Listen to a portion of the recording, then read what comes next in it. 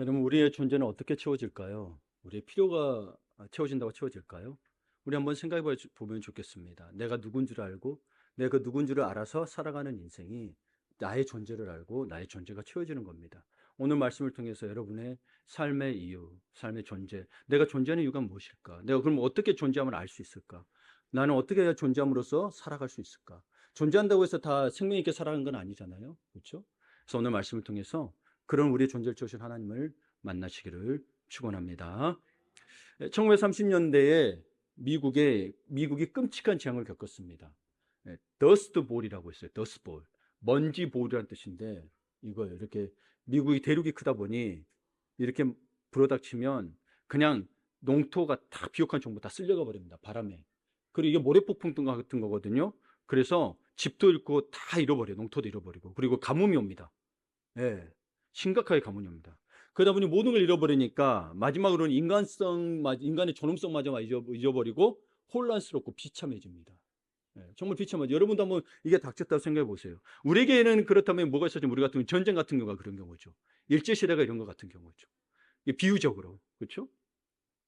그러니까 이들에게 바라는 소망이 있다면 뭐겠어요? 그가 뭐예요? 그 예전으로 돌아가는 거죠. 예전처럼 뭐요? 잃어버린 농토를 되찾아서 열심히 농사 짓고, 그리고 열심히 일하고 난 다음에 저녁이면 같이 가족들과 같이 식사하면서 이야기 나누었던 그런, 또 벽난로에 앉아서 함께 따뜻하게 포옹했던 그런 것들을 되찾는 거였어요. 이게 그들에게 회복이었어요.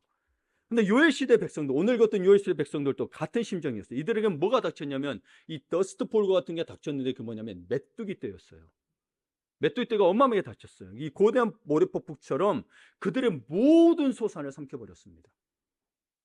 그러면 이 여러분 모든 소산을 삼켜버리면 어떻게 됐어요? 경제적 파탄이 오죠. 농토를 잃어버리고 집을 잃고 다 잃어버리기 때문에, 심지어 여러분 아시겠지만 국가 경제도 휘말립니다. 역사적으로 보게 되면, 전쟁의 역사에서 보게 되면, 여러분 한 나라에 만약에 이 메뚜기 떼 왔다. 그러면 그 나라는 옆에서 칭년만 해도 망해버립니다. 예. 이겨낼 힘이 없습니다. 메뚜기 떼가 오면. 그러니까 근데 여러분 이 메뚜기 떼, 즉 경제적 파탄이, 메뚜기도 말미암은 경제 파탄이 어느 나라에 왔냐면 이스라엘에게 왔다는 거예요. 하나님 백성들에게. 예, 믿지 않는 사람들은 그냥 경제적 파탄이겠다 하겠죠. 근데 우리에게는 경제 파탄이 오면서 뭐가 파탄이 오냐면 신앙의 파탄으로 연결이 되더라는 거예요. 그래서 사람들이 2장 17절에 보게 되면 뭐라고 조롱하냐면, 야, 너희 하나님 어디 있어? 야, 너희도 그렇게, 야, 그런 메뚜기 때 덕쳐가지고 다 없어졌는데, 야, 우리는 안 당했는데, 너희 하나님 어디 있냐? 라고 조롱하더라는 거예요. 어쩌면 오늘 이 자리에 모인 우리 중에도 요엘 시대처럼 메뚜기 재앙을 겪고 있는 분들이 있을 수 있습니다. 어떤 분은 그런 더스트볼과 같은 상황으로 인해서 모든 걸 잃어버리고 회복 가능성이 전혀 보이지 않을 것 같은 환경으로 인해 낭망할 수 있는 분도 있을 것입니다. 여러분 다 잃어버려도 일할 수 있는 환경이라도 살면 됐잖아요. 그렇죠? 씨앗을 심을 땅이라도 있으면 좋겠습니다. 그게 안 된다는 거예요. 근데 여러분 봐보세요. 아무리 어느 환경에 닥쳤어도 일할 수 있잖아요. 그러면 살 길이 있어요, 사실은.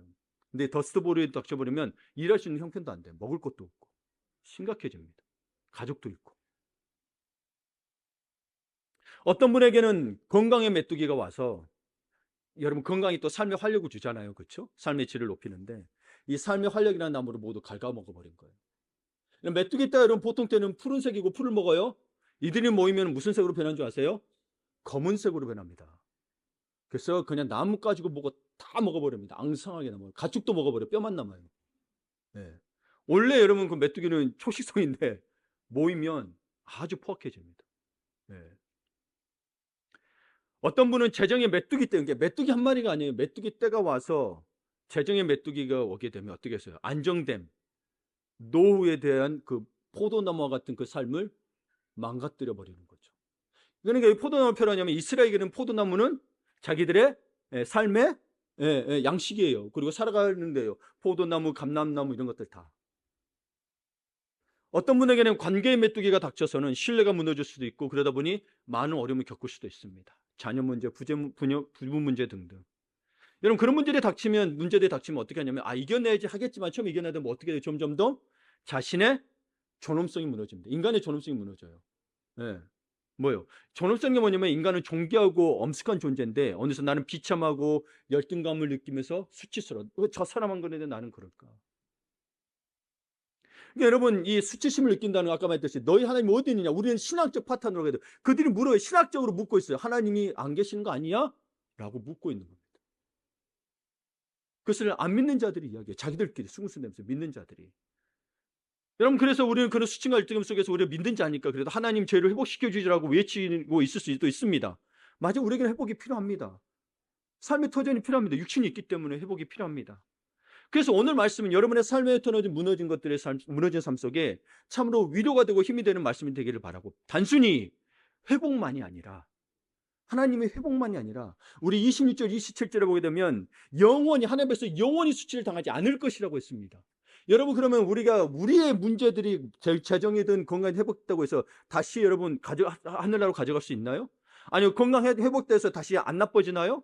아니요. 우리에겐 다시 수치 당할 수 있는 일들이 다가옵니다. 근데 영원히 수치를 당하지 않을 것이다. 이런 것은 어떻게 가능할까요?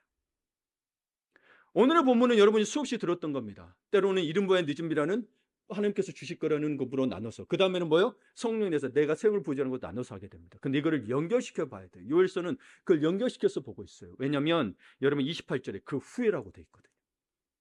그래서 오늘 본문을 통해서 여러분, 우리가 구하는 회복뿐만 아니라 그 회복을 훨씬 뛰어넘는 그 이상의 선물이 준비되어 있다고 말씀하시는 거예요. 이거는 여러분이 영적으로 눈을 열으셔야 되는 겁니다.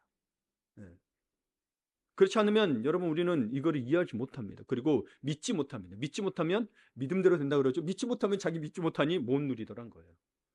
그러나 우리는 이 은혜 형제, 하나님이 회복시키시고 성령, 그 다음에 은혜 선물이 가장 귀한 선물이 이제 나중에 이제 성령, 하나님의 영이라고 이야기하는데, 하여튼 여러분, 그 은혜 현장에는 우리에게 닥친 세상의 현실이 무시되지 않았다라는 겁니다.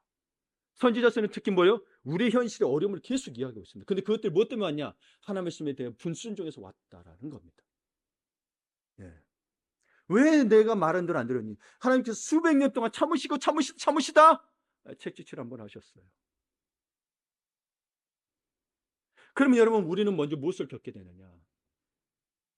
이 세상의 현실, 텅 빈과 수치심을 느끼게 됩니다. 이 텅 빈은 외로움이라고도 표현할 수 있는데, 텅 빈과 수치심을 느끼게 되면 느낄 수밖에 없는 세상에 살고 있습니다. 먼저 23절을 보게 되면 시온의 자녀들아 너희는 기뻐하며 즐거워할지어다라고 시작합니다. 여러분, 이들은 처음부터 기쁨의 백성이 아니었습니다. 요엘서 처음부터 보게 되면 기쁨의 백성이 아니었어요. 그들에게 닥친 상황은 엄청났습니다. 메뚜기 재앙으로 말미암아 그로 인해 가뭄이 와가지고 이스라엘 경제는 파탄이 났습니다. 여러분, 우리나라도 지금 파탄이 날 수도 있겠죠. 만약에 그 전 정부가 3,500북불을 그대로 했더라면 우리는 파탄이 났겠죠. 네. 여하튼 여러분, 파탄 났어요. 엄청난 메뚜기 때. 우리에게는 여러분, 원래는 미국이 동맹이었는데 지금 우리에게는 엄청난 메뚜기 때가 되고 있는 현실입니다. 세상의 것은 여러분, 과거의 친구가 오늘의 적이 될 수 있다는 걸 이미 말해주고 있습니다. 특히 고대 농경사회에서의 메뚜기 재앙은 국가 전체 경제 기반을 완전히 뿌려뽑아요. 그러면 그야말로 종말론적 재앙이에요. 실제로 역사책을 많이 보고 전쟁에 대한 기록을 보게 되면 전쟁보다도 메뚜기 때 때문에 여러분 그 나라가 망하는 경우도 있어요. 일어설 수가 없어. 먹을 게 없으니까. 네. 그런데 요엘서 2장에서는 여러분 7절과 10절을 보게 되면 이 재앙을, 메뚜기 재앙을 뭐로 표현하고 있냐면, 뭐와 같다고 하냐면 전쟁과 같고 지진과도 같다고 이거를 묘사하고 있습니다. 네. 22장 7절을 보게 되면 그들이 메뚜기 떼를 말해요. 용사같이 달며 무사같이 성을 기어오르며 각기 자기 길로 나가되 그 줄을 이탈하지 아니하며. 군대가 오와 열을 맞춰서 하게 되면 무적입니다. 여러분, 로마 제국의 사람들이 로마 시대 로마 제국을 만들었잖아요. 그때 로마 제국의 여러분 로마 사람들은요, 키도 평균 160밖에 안 되었어요. 작았어요. 근데 여러분, 프로방스라든지 그 게르만족이 있던 데는 이 사람들은 뭐 우락부락이 키가 막 어마어마해요. 기본 180 넘어요. 지금도 네덜란드 평균 남자 평균 180 넘습니다. 키가. 네, 우락부락. 아주 야만인들이에요. 근데 그들을 어떻게 정복했어요? 군대로 정복했잖아요. 오와열을 맞추어서. 그들은 막 이렇게 도끼들로 오는데 그들은 단칼이, 칼도 짧아요. 로마 군인들. 자기가 힘이 약하니까 해요. 방패로 맞고 찌르니까 못 이겨내는 거예요. 그리고 오와 맞춰서 무리가 지오면 방패로 맞고 말로 타고 오면 창으로 찌르고 무리져서 방어하고. 근데 그들에는 그게 없었다라는 거예요, 여러분. 근데 메뚜기 떼가 오와 열을 맞춰서 나온다. 여러분 어떡하겠어요? 무시무시한 거예요. 네. 그 2장 10절에는 어떻게 표현하냐면 지진의 표현을 하고 있거든요. 그 앞에서 땅이 진동하며 하늘이 떨며 해와달이 깜깜하며 별들이 빛을 거두다. 왜 그럴까? 여러분, 하늘이 정말 떨며 해와달이 깜깜하고 별들이 빛을 거뒀대요. 해와달이 떨어진 걸까요? 아니요. 메뚜기 때문에 치면요 수십억 마리가 돼요. 아세요? 수십억 마리. 그래서 하늘을 완전히 덮어버려요. 하늘 해가 떠 있어요. 근데 새까만 게 덮어버리니까 빛들이 다 잃어버리는 거예요. 깜깜해지는 거예요. 예전에 혹시 토지라는, 우리 나이 드시면 토지라는 영화 보셨나요? 책에 보면 그 메뚜기 떼한 게 나옵니다. 딱 갉아버리는 거 나와요. 토지라는 그 소설에도. 근데 그들이 막 수십억 마리가 날개짓 한다고 생각해 보세요. 땅이 진동하는 거예요. 지진과도 같고 어마어마한 거. 지금 두려움이 엄청난 거예요. 메뚜기 떼가 여러분 쉬운 게 아니에요. 약한 존재지만 모이니까 어떻게 돼요? 와. 근데 여러분, 이렇게 전쟁 이미지와 지진 이미지로 했는데 성경이 또 뭐라고, 이 메뚜기들을 뭐라고 표현하냐면, 우리가 오늘 읽었던 25절을 보게 되면 하나님의 군대로 불렀어요. 메뚜기 떼가 그냥 온 게 아니고 뭐예요? 하나님 보내셨다. 이유가 있는 거예요. 내가 전에 너에게 보낸 큰 군대, 곧 메뚜기와 돼 있죠. 하나님이 보낸 큰 군대래요, 메뚜기가. 이스라엘이 지금 황폐화 돼 버렸어요. 그러니까 이 거대한 하나님의 군대가 땅을 휩쓸고 지나가니까 에덴 동산 같았던 땅이 그냥 황무지가 돼버린 거예요. 북이스라엘 같은 경우는 이스라엘 평화가 있어요. 이스라엘 평화. 이스라엘 평화이 다른 지역보다, 여러분 한번 작물을 심으면 3배를 걷는 것입니다. 풍족한 것이에요. 근데 다 휩쓸어 버렸어요. 황무지가 돼버려요. 땅이 황폐해져 버린 거예요. 황무지 의미는 뭐예요? 그러니 이들에게 황무지 의미는 뭐예요? 텅 비어버린 거예요. 우리도 여러분 어려움에 닥치면 뭐예요? 텅 비어버리죠. 뭔가 허전하게, 그쵸? 너무너무 텅 비어버려서 살고 싶은 마음도 없죠. 세상에 의지할 것도 아무것도 없는 것 같고.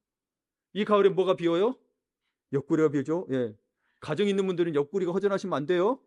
예. 다른 데서 찾으시면 안 돼요. 심각하게 지금 웃자고 이야기했는데 안 웃으시면 어떡합니까? 우리 인생이 힘들어도 하나님 인도하시는, 자기 인생 생각하면 이렇게 힘든 거예요 지금. 예. 웃을 여력도 어찌 보면 안 나. 그렇죠? 남들이 농담해도 웃을 여력이 안 나. 참 힘든 거예요. 참 힘든 거예요. 예. 그래서 이 황무지가 되면 청 비어버린 건데, 포도나무도 앙상한 가지만 남는 거예요. 열매와 잎사귀는 다 한 개도 보이지 않는 거예요. 여러분 그냥 메뚜기가 지나가면 초토화되는 거예요. 그래서 요에스 1장에 보게 되면 무화과 나무가 말라버렸다고 되어 있어요. 마르면 어떻게 변하는지 아세요? 하얗게 변합니다. 무화과 나무도. 예. 그들은 양식이거든요. 그들에게는 무화과 나무, 포도나무 다 양식이거든요. 그 땅에서. 농부들이 부끄러워하고 사람의 모든 즐거움이 사라져버렸습니다. 1장 12절을 제가 읽어드립니다. 포도나무가 시들었고 무화과 나무가 말랐으며 석류나무와 대추나무와 사과나무와 밭의 모든 나무가 다 시들었으니 이러므로 사람의 즐거움이 말랐도다. 여러분, 먹을 게 없고 수확해도 열리지 않고 다 쓸어가고, 열심히 일했는데 다 쏘아갔는데 여러분 즐거움이 있어요? 생각해보세요. 즐거움이 있어요? 네, 없는 거예요. 열심히 일해가지고 뭐 투자했는데 그걸 하나도 못 받아. 그러니까 여러분 마포대교, 한강대교 그런 데서 뭐요? 많이 그런 걸로 좌절해서 뛰어내렸죠. 근데 여러분 이걸로도 끔찍한데 이 이스라엘 민족에는 더 끔찍한 일이 벌어졌습니다. 13절입니다. 제사장들아 너희는 굵은 배로 동이고 슬피 울지어다. 제단에 수종드는 자들아 너희는 울지어다. 내 하나님께 수종드는 자들아 너희는 와서 굵은 베옷을 입고 밤이 새도록 누울지어다. 이는 소제와 전제를 너희 하나님의 성전에 드리지 못함이로다. 소제와 전제가 그들의 하나님의 성전에서 끊어졌습니다. 제사장이 하나님 앞에 예배하며 찬양하며 제물을 드리며 기뻐하고 축제를 벌여야 되는데 뭐하고 있어요? 장례식을 치르고 있어요. 울고 있어요. 슬퍼하고 있어요. 통곡하고 있어요. 소제와 전제라는 건 뭐냐면 영어로 offerings of grain and wine이에요. 곡식과 포도주예요. 이들에게는 양식이에요. 가장 기본적인 것을 하나님 앞에 드리는 것들인데 드릴 수 없게 됐다는 거예요. 뭐예요? 이것은 먼저 소산에서 사면 누구에게 먼저 드렸어요? 하나님에게 먼저 드렸는데 하나님께조차 드릴 게 없다라는 거예요. 그들의 정체성은 하나님의 백성입니다. 하나님께 드릴 게 없다. 뭐예요? 그들도 아무것도 아니게 돼버린 거예요. 너무 절망스러운 거예요. 예배조차 드릴 재물이 없다니까. 하나님 날 때 그냥 나가지 않았습니다. 하나님 앞에 늘 재물을 드렸습니다. 우리의 고백이고 우리의 삶이라고 하면서 우리를 받아주고 우리 용서해달라고 늘 드렸습니다. 우리를 대신해서. 그리고 이 경제적 파탄은 그 신학적 파탄으로 이어지더라는 거예요. 어떻게 되냐면 하나님의 존재에 대해서 물어요. 2장 17절을 보게 됩니다. 백성들이 울부짖으면서 기도하는 거거든요. 뭐라고 하냐면 그들의 상황까지 이야기하면 기도하는 거예요. 주여 어찌하여 이방 나라들이 그들을 가난함에 이르기를 그들의 하나님이 어디 있느냐 하게 하시나이까. 이방인들이 뭐냐면 서로 자기들끼리 뭐요? 아, 저 이스라엘 봐봐. 뭐 하나님 믿고 뭐 잘 된다고 하도 모르더니 자기들 잘난 체 하더니 손민이라더니 뭐요? 이 빼뚜기 떠가지고 다 망해버렸는데 먹을 것도 없고 제사도 못 드려. 하나님 믿는 거 맞아? 라는 신학적 파탄으로 가게 되는 거예요. 하나님의 존재에서 묻는 건 신학적인 거예요. 그렇죠? 네. 이것이 그들의 진짜 문제였어요. 우리도 어려움이 닥치면 주변에 특히 사람들이 그렇죠. 안 믿는 자들이 예. 또 특별히 친척들 안 믿는 자들 가게 되면 뭐 우리가 뭐 예를 들어서 뭐 아무 일도 안 하고 있고 그냥 갔다는 거예요. 주변에서 뭐 자랑 자기들 뭐 어쩌고 자기들 자랑합니다. 근데 믿는 우리들은 옆에서 듣고 있을 때 마음이 아플 때가 너무 많습니다. 여러분 그들은 그래서 하나님 있느냐 어디냐 묻는 거예요. 그러니까 여러분 우리 그리스도인들이 지금 한국 교회도 참 어렵잖아요. 여러분 많이 타락했습니다. 예. 붕이 없다라기보다 저는 타락이라고 보고 싶습니다. 왜냐하면 늘 잘 되기를 기도했거든요. 곡식의 문제였어요. 근데 여러분 오늘 보게 되면 곡식이 없어서 힘든 거 맞아요. 열매가 없어서 배가 고픈 게 맞아요. 근데 그게 문제가 아니었어요. 뭐가 문제였어요? 도대체 너희 하나님이 어디 있냐? 자기들도 흔들린 거야. 하나님이 없는 거 있는 거야? 하나님이 있다면 좀 말씀해 주세요.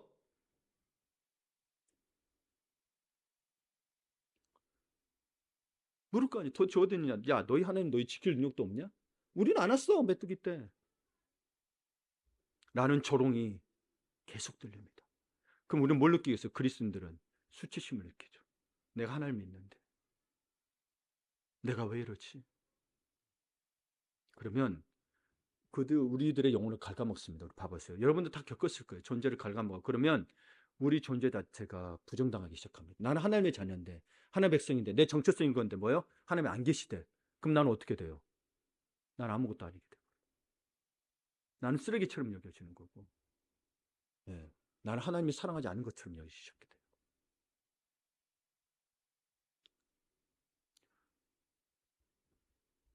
여러분 그런 적 없어요? 정말 마음 아프지 않나요? 그래서 숨고 싶을 때가 있지 않았나요?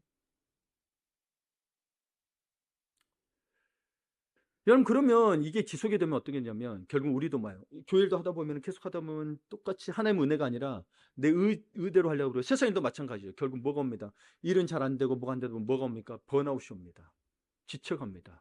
결핍이 발생합니다. 오늘 우리가 사는 이 세상에도 현대판 메뚜기떼가 존재합니다. 우리에게 크게 닥치는 거. 나 혼자만에게 닥치는 거 말고 메뚜기떼는 건 나라 국가를 완전히 한 나라를 망하게 하는 거거든요. 그럼 여러분 생각해 봅시다. 어느 때보다 다들 힘들고 지치하고 있고요. 번아웃 증세가 곳곳에서 일어납니다. 실실 여러분 아시겠으나 지금 우리나라가 여러분 선진국 반열에 들었음에도 불구하고 국민 총생산이 여러분 벌써 4만 불이 되어가고 있나요? 그렇게 한다는데도 불구하고 뭐요? 곳곳에서 사람들이 힘들고 지쳐가고 있습니다. 오히려 뭐요? 정신병원에도 사람도 많아지고 상담도 너무 많아지고 있고 힘들합니다. TV마다 그게 나옵니다. 그렇죠? 우리 어른들 몰랐던 ADHD 이제 뭐 나오기 시작하고, 뭐, 여러 가지 범위 다 있습니다. 저도 다 기억 못 하겠습니다. 근데 여러분, 그렇게 힘들게 하는 게 다 뭐인 것 같아요? 대체적으로 다. 예. 예수님도 비유의 70%가 이걸 들었습니다. 다 재물에 대한 겁니다. 이 시대에 우리 메뚜기 때는 뭐냐면, 바로 금융과 자본주의 시스템이라고 저는 생각합니다. 물질이 나쁘다는 게 아니에요. 이 자본이 금융이 어떤 영향하냐면, 금융의 대표가 은행이잖아요. 근데 경제적으로 어려울수록 서민들은 은행을 더 많이 이용하죠. 그렇죠? 그러면 대출 받고 밟으면 뭐가 늘어나요? 뭐가 늘어나요? 이자가 늘어나요. 그럼 이자도 갚기도 어려워지게 되면 뭐예요? 연체율이 증가하죠. 그러면 뭐예요? 서민들의 집과 그리고 사업처들, 삶의 터전들을 무자비하게 빼앗기기 시작합니다. 여러분 있는 사람들은 안 뺏겨, 있는 사람은 더 벌어요. 그렇게 해서. 있는 사람은 걱정이 안 돼요. 여러분 경제적으로 있는 사람은 더 벌어요.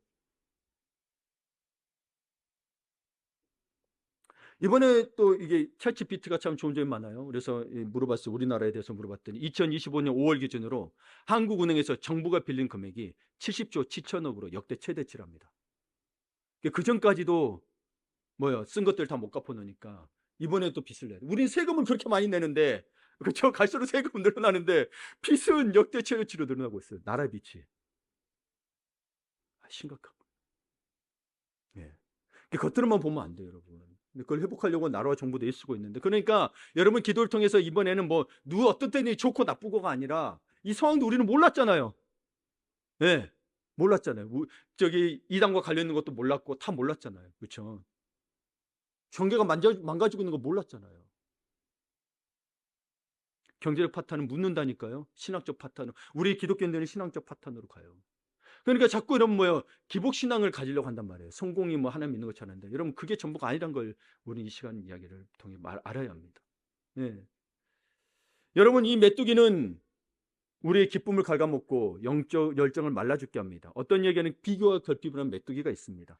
세상에 성공한 사람을 통해서 배운다고는 하지만 이미 우리 마음은 성공한 사람을 태운다고 배운다고 했을 때 우리 마음 뭐예요? 비교와 결핍으로 힘들어합니다. 나는 왜 저렇게 안 될까? 가서 배워도 안 돼요. 그게 하루아침에 되는 게 아니에요. 그렇죠? 어쩔 때는 운명처럼 될 때도 있어요. 하나님의 섭리 가운데서 우리가 보기에 열심히 살다고 했는데 어쨌든 뭐예요? 우리 아버지 열심히 살았어요. 그래서 퇴직금 받아가지고 뭔가 투자했다고 사무실까지 냈는데 뭐예요? 딱 갔더니 암이 왔어.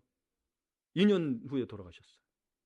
그 퇴직금 다 이렇게 뭐예요? 다 했어도 그때는 보험도 안 됐잖아요, 약이. 예. 근데 뭐예요?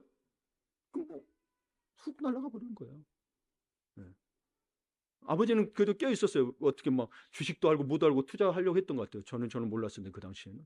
아니, 우리 형님은 주식회사 뭐죠? 증권회사 다니고 있었거든요. 우리 형수도 다.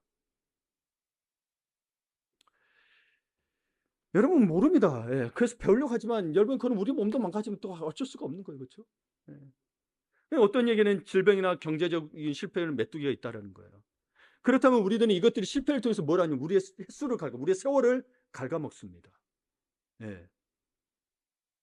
그리고 이러한 세상 문제 속에서 결국 요 시대와 똑같은 하나님의 문제 우리 묻습니다. 수치신앙 하나님 정말 계셔요? 물어볼 거 아니야. 야, 너 하나님 믿는다면서 교회 다니면서 나는 이렇게 잘 되는데 안 믿고 잘 되는데 너는 왜 그러냐? 그럼 뭐예요? 우리는 뭐예요? 수치스러운 거죠. 하나님 믿는다고 하는데. 그래서 자꾸 잘 돼야 나가서 전도하고 싶은 거지. 못 되면 또 전도하기 좀 힘들어. 근데 목사님 나가서 그러나 전화오셔서 전도하라 그래. 내 마음은 나도 하고 싶은데 힘들어 죽겠는데 그렇죠.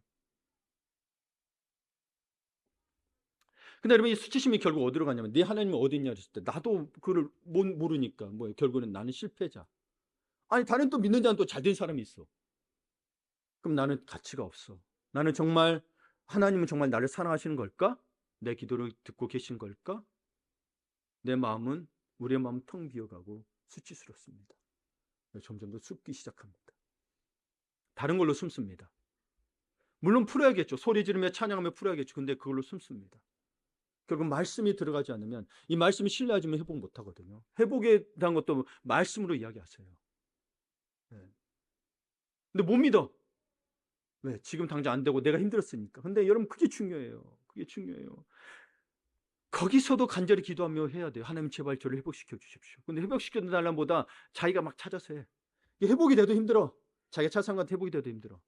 중요한 게 있어요. 회복만 다 된다고 해서 되는 문제가 아니란 걸 알게 됩니다.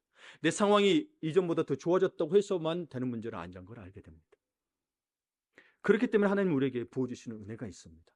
세 번째로 봐야 될 주님의 부어주시는 은혜가 있습니다. 텅 비어버리고 수치심에 빠진 백성들을 향해 하나님께서 드디어 응답하십니다. 2장 18절을 보게 되면 이렇게 합니다. 그때 여호와께서 자기의 땅을 극진히 사랑하시어 그의 백성을 불쌍히 여기실 것이라. 하나님이요 불쌍히 여기기 시작하십니다. 그래서 여러분 우리 기도할 때 중에 하나님 나를 긍휼히 여겨 주십시오라는 이 기도는 굉장히 중요합니다. 하나님 이렇게 해주세요. 이렇게 해주세요. 그래서 하나님 해준 것 같죠? 아니요. 하나님의 불쌍하심이 아니면 하나님의 은혜 가운데 되지 않은 거예요. 네. 그러면 뭐 하기 시작하면 여러분 교만해지기 시작합니다. 내 기도는 다 들으신 것 같네라는 여러분 내 기도의 응답보다도 중요한 게 뭔지 아세요? 나의 낮아짐입니다. 하나님께서 가나안 땅을 약속했어요. 적과 꾸리는 약속을 하셨는데 그들이 그럴 줄 알았어요. 그래서 40년 동안을 광야 생활을 하셨어요. 근데 40년을 광야 생활하는 것에 하나님이 뭐라고 얘기했냐면 내가 간조한 땅에 정과 뱀이 있는 그 간조한 땅에 두게 하는 너희가 복 주시기 위한 거래. 어떤 복인가 봤더니 뭐예요? 너로 낮추시고. 교만은 우리를 꺾기 위해서라는 사실이에요. 모든 대부분의 실현 속에는 우리를 낮추심에 대한 목적이 있습니다. 우리가 나만 있고 나만 집안에 있으니까 안 드러나는 거지. 사람과 부딪혀 보세요. 가난한 자든 부자든 다 부딪혀 보세요. 나의 교만함이 다 드러납니다. 그런데요, 여러분 그걸 알고 하나님 앞에 기도하기 시작할 때부터 그 아픔을 겪고 과정에 있어요. 우리는 다. 근데 그때 뭐예요? 하나님이 우리를 불쌍히 여기기 시작하더라고요. 하나님 내 힘으로는 안 돼요. 나를 불쌍히 여기십시오. 그리고 은혜가 폭포수처럼 쏟아집니다. 23절을 같이 읽어볼까요? 시온의 자녀들이 여러분이에요. 자, 읽어볼게요. 시온의 자녀들아, 너희는 너희 하나님.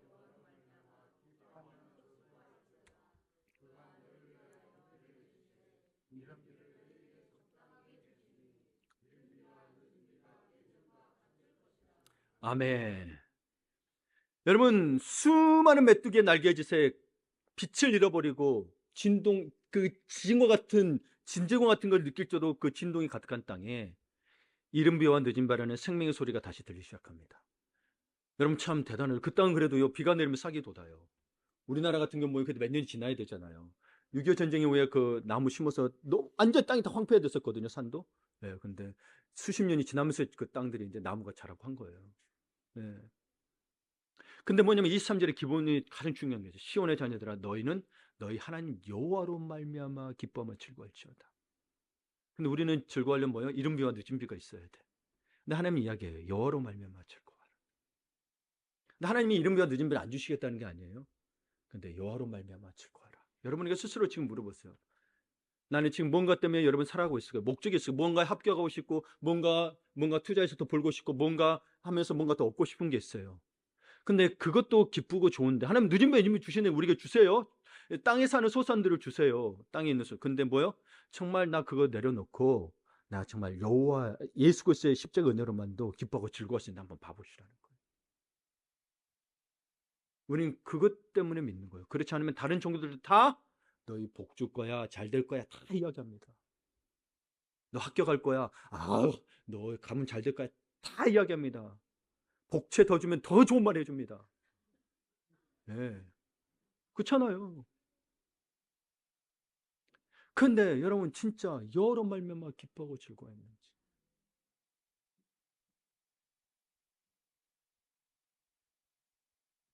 텅 비었던 타작마당에 여러분 아시죠? 기도원도 보게 되면 그 마당이 앞에가 타작마당이었어요. 근데 24절 보면 그 마당이 뭐예요? 텅 비었던 타작마당에 뭐 가득해요? 밀이 가득하고 독에는 세포도주와 기름이 넘치리로다라고 말씀하십니다. 그리고 수치를 당했던 백성들에게 내 백성이 영원히 수치를 당하지 아니라고 선언합니다. 그러면서 이 회복의 정점이 25절에 나타나는데요. 내가 전에 너에게 보낸 큰 군대 곧 메뚜기와 느치와 황충과 파충이가 먹은 횟수대로 너희에게 갚아주리니. 예. 우리가 뭔가 당하고 다 뺏겼어. 근데 다시 갚아준다는 의미예요. 근데 이 갚아준다는 어원을 보게 되니 단순히 내가 빼앗겼던 물질을 채워준다는 의미가 아니라는 거예요. 한 구약학자가 연구를 했어요. 이 단어에 대해서. 그랬더니 우리 일반 신학생들은 용어가 힘이 듭니다. 히브리어를 다 아람어도 다 통통다르기 때문에 구약학자들은 그걸까지 다 봐요. 그 보고서 하는 게 뭐냐, 이 단어가 샬롬, 평화와 어원이 같다라는 거예요. 어근이. 갚아준다는 건 뭐예요? 너에게 단순히 물질만 채워주는 게 아니라 뭐예요? 너에게 평화도 주겠다라는 거예요. 그러니까 여러분 이게 법정 용어로는 배상하다, 원전하게 하다는 거예요. 그것도 채워주시고 뭐예요? 네, 우리가 평화도 주신 거예요. 여러분 과거에 당했던 상처가 있어요. 근데 우리가 누군가의 물질을 뺏겼어요. 일본이 우리는 많이 수탈했잖아요. 일본이 우리가 그것을 같이 여러분 그 수탈한 걸 준다고 해서 우리가 상처가 회복되나요? 아니죠. 그것만으로는 회복이 안 된다는 사실인 거예요. 예. 이게 갚아준다는 의미는 단순히 하나님께서 우리가 물질로만 채우는 게 아니라 너희 마음에 상처를 회복시키고 뭐요? 평화를 주겠다는 의미인 거예요. 누가 뭐에 묻죠? 아니 천국이 어디 있습니까? 너희 마음에 있다. 떠서 찾지 마라. 하나님이 너희 마음에 계시면 성령이 계시면 너희 안에 있다라는 거예요. 그러니까 하나님께서는 우리가 잃어버린 곡식을 갚으시는 거 아니라 우리가 잃어버린 세월, 낭만하고 절망했던 세월, 그 속에서 우리 자체를 보상하시는 거예요. 그 세월 속에 우리가 평화의 기쁨을 주시기 위해서 밀과 세포도의 기름이 넘치도록 하시는데요. 근데 뭐요? 우리에게 그때 필요하기 때문에 공급하시는데 이것이 사실은 우리는 봐보세요. 우리는 물질적으로나 여러 환경 어려우면 그러니까 우리에게 필요한 건 사실 밀과 포도주와 기름이잖아요. 그게 우리가 구했던 회복이고 은혜잖아요. 근데 하나님은 그것도 주시는데 그게만으로는 안 된다는 거예요. 너희는 수치를 당할 거 또 당할 거라는 거예요. 여러분 밀과 포도와 기름은 또 사라지잖아요. 그렇죠? 메뚜기가 또 오면 사라진단 말이에요. 우리 절망 가운데 또 들어간단 말이에요. 그럼 수치 안 당하나요? 또 당하잖아. 네 하나님 어디 있어? 또 물어볼 거란 말이죠. 그러니까 여러분 이걸 주시고도 하나님이 그 다음에 하나님이 그것만 보상하시는 은혜에 멈추시는 게 아니라 영원히 수치를 당하지 않을 것이라는 완벽한 선언을 하신 다음에 28절에 뭐라고 됐어요? 그 후에 여러분, 이 본문은 저도 예전에 그랬던 것 같고, 저도 쓸 때는 꼭 앞에 이른비와 늦은비 설교와 그리고 이 서형에 대한 설교인데, 아니, 이건 연결돼야 돼요. 그 후라는 것 때문에 그 전에가 나와야 되는 거예요. 너희가 하나님 회복시켰어요. 그럼 사실 회복시킨 걸로 우리는 만족하고 좋잖아요. 나 사업 잘 되게 해주고, 가정 회복해주고, 좋단 말이에요. 건강도 낫게 해서 좋아요. 근데 그것만으로 안 된다라는 거예요. 근데 우리는 구하는 게 맨날 그렇다라는 거죠. 그 후에 뭐요? 28절. 그 후에 내가 뭐를요? 내 영을, 하나님의 영을 마음에 내게 부어주리니. 하나님의 영이 뭐예요? 성령. 여러분 안에 성령이 진짜 있냐는 거예요. 이것이 하나님이 준비하신 그 이상의 선물인 거예요. 오순절 마가다락병 임하였던 그 성령인 거예요. 우리는 곡식을 잃었으면 곡식을 구합니다. 사업이 안 되면 사업이 잘 되려고 합니다. 포도주를 잃었습니다. 포도주를 구합니다. 먹을 게 없어요. 직업이 없어요. 그러면 직업을 구합니다. 소재와 전제가 끊겨 예배를 드릴 수. 여러분, 그러니까 사업도 있고 일터가 있어야 소재와 전제를 만들어서 예배를 드릴 거 아니에요. 그래서 구하는 거예요. 드려요. 그러나 하나님은 뭐라고 하냐? 너 이거 구하는 것도 주겠지만 그것보다 중요한 게 뭐냐? 나 자신을 주겠다는 거예요. 그분의 영을 주시겠다고 하시는 거예요. 예. 사도 요한의 표현으로 지난주에 봤던 요한복음 4장의 표현은 영원히 목마르지 않을 생수를 주시겠다. 우리는 뭐 때문에 목마릅니까? 남들처럼 여러분 솔직히 뭐에 합격하고 싶고 잘나고 싶고 돈 잘 벌고 싶고 여러분 뭐 아이돌이 했으면 성공하고 싶은 게 우리 마음이잖아요. 그렇죠? 근데 그거는 해도 목마른 거예요. 그러지 말라는 게 아니고 해도 목마른. 우리는 이걸 놓치면 안 돼. 영원히 목마르지 않을 생수. 그러니 그 영 임한이 어떻게 돼요? 28절 29절 함께 있습니다. 그 후에 내가 내 영을 만민에게 부어주리니 너희 자녀들이 장래를 말할 것이며 너희 늙은이는 꿈을 꾸며 너희 젊은이는 이상을 볼 것이며 또 그때 내가 또 내 영을 남정과 여정에게 부어줄 것이며 아멘. 여러분, 이 성령이 부어진 것의 가장 큰 의미는 여러분 우리가 죄로 말미암아 그들처럼 메뚜기 떼가 임했어요. 사실 우리 죄 때문에 임한 거예요. 근데 그 속에서 뭐예요? 다시 하나님을 찾았을 때 하나님을 찾아야 돼요. 여러분, 그러니까 여러분 이 절망의 시간, 우리에게 힘든 시간의 의미를 찾으셔야 돼요. 그 하나님만 있는 자들은 그 잃어버린 세월이 헛된 게 아니에요. 네, 헛된 게 아니에요. 여러분 과거에 여러분이 누군가에 상처 주고 실패하게 했더라도 그게 헛된 게 아니에요. 그걸 있었으니 내가 뭐예요? 이제 주님을 만나서 나를 돌이켜 보게 되는 거예요. 만약 그게 없다면 나는 여전히 교만할 수도 있어요. 우리는 여전히 교만해요. 하나님 말씀보다 자기 상황을 더 중요하게 여깁니다. 하나님 내 상황 돌보시는데 하나님 내 상황만 돌보시는 게 아니라 뭐예요? 나도 돌아보고 다른 사람을 돌아보랬는데 늘 나만 돌아보는데 그쳐요.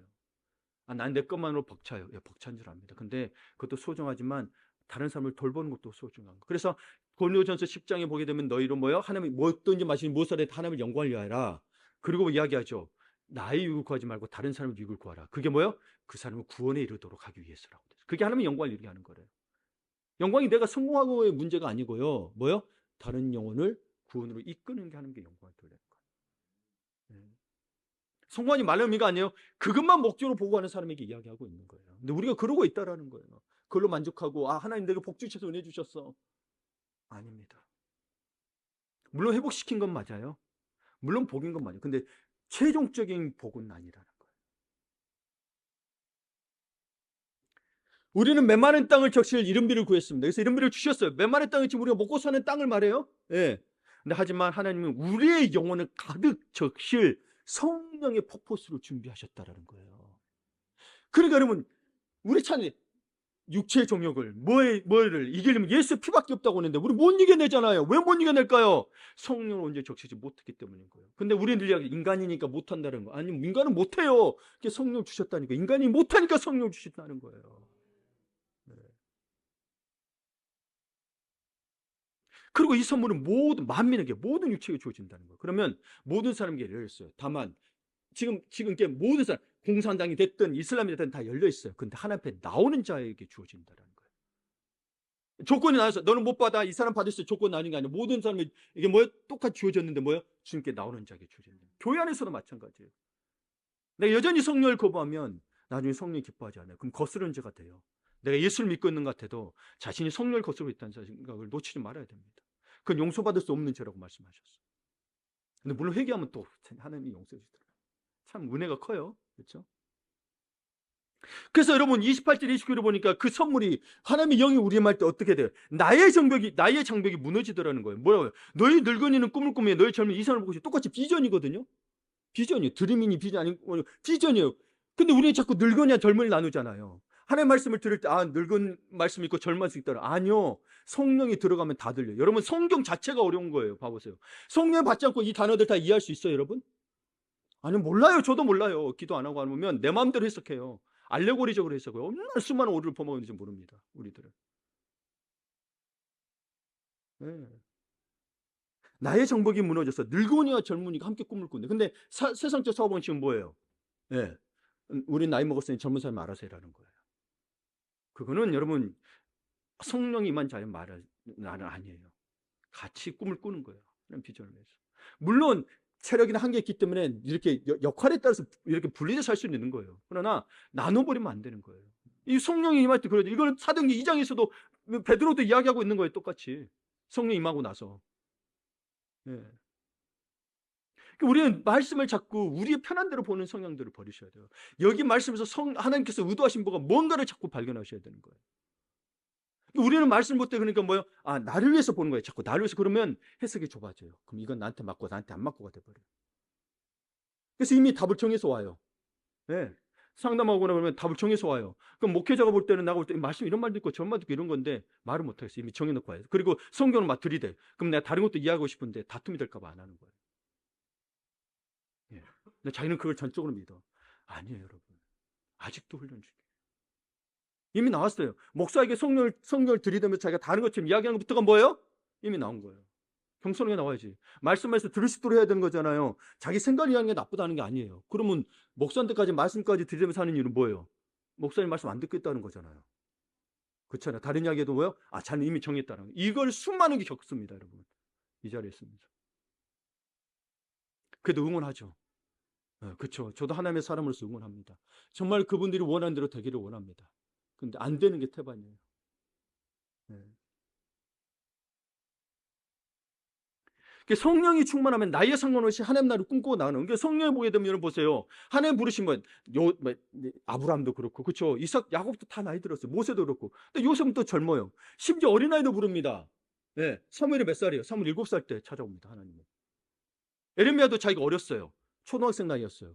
근데 어린 자기에게 찾아왔다고. 그렇죠. 이게 남녀노소 상관이 없어요. 나이가 상관이 없어요. 근데 우리 자꾸 나이로 우리의 체력이 딸리니까 나누는 건 그러니까 우리의 모습이 그런 건데 하나님은 나누자. 그것 때문에 나누지 않는다는 거예요. 지식이든 가진 것이든 부자든 가난이든 학력이든 건강으로 나누지 않더라는 거예요. 하나님은. 하나님 부르시면 그냥 그 상관없이 부르시더라는 거예요.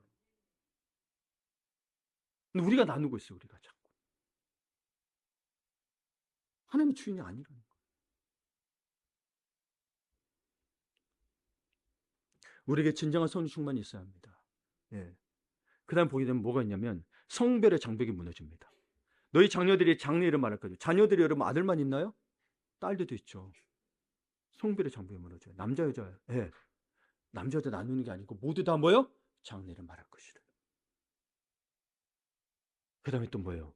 계급의 장벽이 무너집니다. 29절을 보게 되면 내가 또 내 영을 남정과 여정에 부어줄 것이며 이 남정과 여정을 자꾸 이제 이렇게 이 시대로 와서 목회자들을 비유하기도 하는데 사역자도 하는데 아니 먼저 본문을 그대로 보세요. 이 당시에는 여러분 이들이 나라가 망해서 갔잖아요. 남정과 여정은 뭐예요? 노예라는 거예요. 노예. 근데 자꾸 이 시대 사역자들에게 성령을 보여주십니다 이야기해요. 아니요. 이스라엘 백성에게 보여준다는 그들이 노예가 됐다고요. 노예가 됐고 남정과 여정이 됐다는 거예요. 노예는 그 당시 소유물이었어요. 사람이 아니었어요. 근데 사람 취급받지 않은 자들을 뭐하고 있다고요? 성령 임하겠다고 그런 거예요. 자격이 있어서 받은 게 아니라 뭐예요?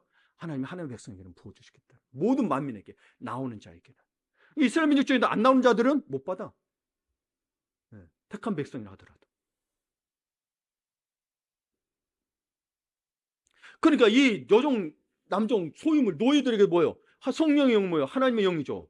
거룩한 영이죠. 선지자의 영이죠. 왕의 영이거든요. 근데 부어주겠대요. 계급에 상관없이. 그러니까 여러분 우리 자꾸 하나님 말씀 받는데 학력 따지고 가진 거 따지면 안 돼요. 그건 여러분의 열등감이 있어서 그런 거예요. 비교해서. 뭐가 안 되니까 그걸 수치심을 내려놓으라는 거예요. 성령으로 충만하라는 거예요. 그 수치심 있는 거 알아. 하나님 아시니까 너희 그래서 뭐 어떤 사람 부어주고 안 부어주고 있는데 근데 성령은 모두 만민에게 주겠대요. 예, 성령 만민에게 주겠대요. 성령을 받으셔야 변하는 거예요. 예. 그래 말씀이 들리고 말씀 따라 살게 돼. 안 그러면 우리 힘으로 못 살아. 율법이 돼버려요. 성령이 없으면 성경의 율법들이 계명들이 다 율법이 돼버려서 내가 못 지켜요. 못 지켜. 지켜내도 뭐예요? 다른 사람 정지하고 있더라는 거예요. 바리새인처럼. 예. 그렇죠. 성령. 그리고 심판의 날이 오고 있습니다. 여러분 심판이 오고 때는 메뚜기 재앙 같은 이 재앙은 우리도 그러죠. 예, 예고편이에요. 그보다 더한 일이 일어나는 거예요. 30절 31절에 이게 예수님도 이야기하셨던 거거든요. 보세요. 내가 이적을 하늘과 땅에 베풀리니 곧 피와 불과 연기 기둥이라. 여호와의 크고 두려운 날이 이르기 전에 해가 어두워지고 달이 핏빛같이 변하려니와. 예. 여호와의 크고 두려운 날에는 뭐야? 다 예, 기능을 잃어버려요. 근데 여호와의 크고 두려운 날, 즉 마지막 날이 임했을 때, 여러분 우리 교회는 예수님이 오시고 나서 승천하신 후에 모든 교회는 어떤 본능적으로 가지고 있냐면 다시 오실 예수님을 기다리고 있는 게 교회예요. 다시 오시겠다고 그리고 기다린 자의 모임이 공동체인 거예요. 아, 내가 잘 살아야지. 아, 착하게 살아야지. 이런 모임이 아니에요, 여러분. 교회는 부자 돼야지, 성공했지. 아니요. 다 부자든 가난한 자든 학력이 높든 낮든 누구를 기다려요? 예수를. 다시 오실 예수를 기다려요. 예. 그 신앙을 여러분 바로 세우지 않으면 이 세상의 것을 욕심에 끌려다닙니다. 나도 저 사람처럼 성공해야 되고 그걸로 파등받을 사람 물론 성공하겠죠. 그럼 봅시다. 이른비와 늦은비에 대해서 우리가 다 모든 걸 밀이 채워지고 기름이 채워지고 멀게 채워졌어요. 그러면 그걸로 여러분 여호와의 크고 두려운 날에 여러분 구원할 수 있나요? 그게 구원할 수 있나요? 내 가진 거 다 갖다 줘. 내가 먹을 것 나 굶었습니다. 다 하나님 받으세요. 그럼 구원해 주나요? 열심히 벌어가지고 다 드렸더니 구원해 주나요? 아니요. 이른비가 우리 하나님이 주신 이른비도 맞습니다. 여러분이 주신 재물도 맞습니다. 그렇죠? 하나님 주신 거. 이른비를 우리 지켜주지 못해요. 그래서 먼저 그의 나라를 의를 구하라. 그럼 이 모든 것을 더하시라 속에는 이 모든 것을 더하라는 걸 구하란 말이 없어요. 먼저 그의 나라를 구하면 더해 주신다고 돼 있어요. 봐보세요. 물론 주기도문에 일용할 양식을 주셨고 돼 있잖아요. 그런 것들을 구할 수 어려우면 구하는 걸 뭐란 게 아니에요. 근데 우리가 뭐 우리의 바램이 들어가 가지고 네, 이 모든 거 더해 주세요. 또 그 조건을 겁니다. 이거 할 테니까 이거 해 주세요. 아니요. 먼저 그네로 가면 주신다니까요. 진짜로. 진짜로 주셔요. 그러니까 여러분 우리에게 하나님 주신 것에도 불구하고 이른비가 우리를 지켜주지 못해요. 지난주에 봤던 10명의 나병 환자도 똑같이 치유를 받았습니다. 그러나 9명은 세상으로 가고 뭐요? 하나님의 기적이 일어났죠. 한 명만이 주님께 와서 뭐요? 내 믿음이 너를 구원하느니라. 한 명만 구원받는 거예요. 기적이 일어나고 병이 낫고 하고 여러분의 삶이 풍성해지고 사업이 다시 일어나고 잃어버렸던 거 다시 찾았다 할지라도 구원은 그걸로 받는 게 아닙니다. 32절의 약속만이 우리를 구원합니다. 뭐라고 돼 있어요? 누구든지 여호와 이름을 부르는 자는 구원을 얻으리니. 아멘. 제발 우리 하나님을 제발 제대로 믿읍시다. 좀 자기 의 좀 내려놓고 자기 방식도 좀 내려놓고 하나님 말씀 방식으로 좀 예. 기도 생활 뭐 말씀 생활로 구원받는 건 아니에요. 근데 우리가 이 믿음을 지키기 위해서는 기도 생활, 말씀 생활이 필수예요. 여러분 성경에 그래서 기도 말씀으로 거룩해진다고 돼 있거든요. 성화의 삶을 사는 게 너무나도 중요한 거. 안 그러면 우리 믿음을 뺏겨버려요. 믿음을 뺏겨버려요. 봐보세요. 우리의 다른 목표가 생기게 되면 그것만 주구장창 하고 다는 거예요. 그다음 이건 뒷전이 돼버리더라는 거예요. 봐보세요.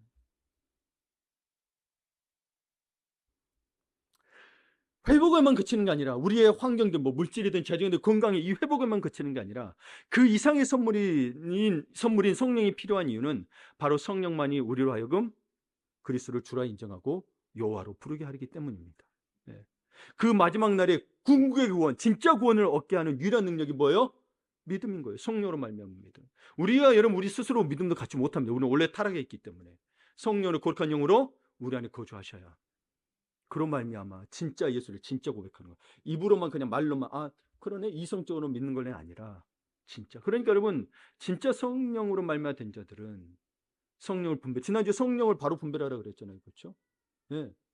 성경을 기록한 것과 예, 그리고 성육신하신 하나님을 믿는 것과 삶의 열매들.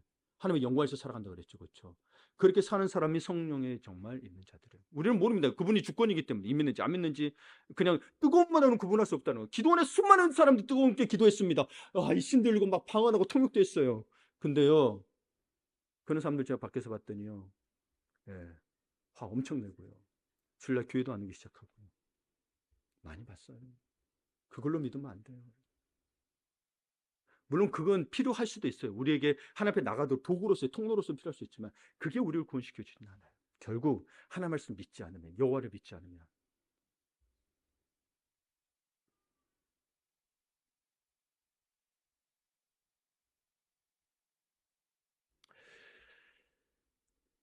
오늘 말씀 마무리 짓겠습니다. 우리는 그 이상의 선물인 성령을 받아야 합니다.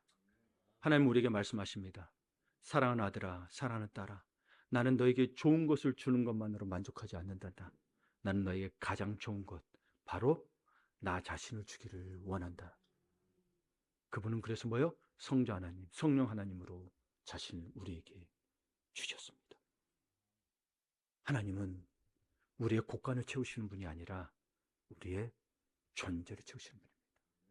성령 임하면 여러분의 정체성이 분명해집니다. 하나님의 자녀예요. 하나님의 백성입니다. 그래서 그대로 살아갑니다.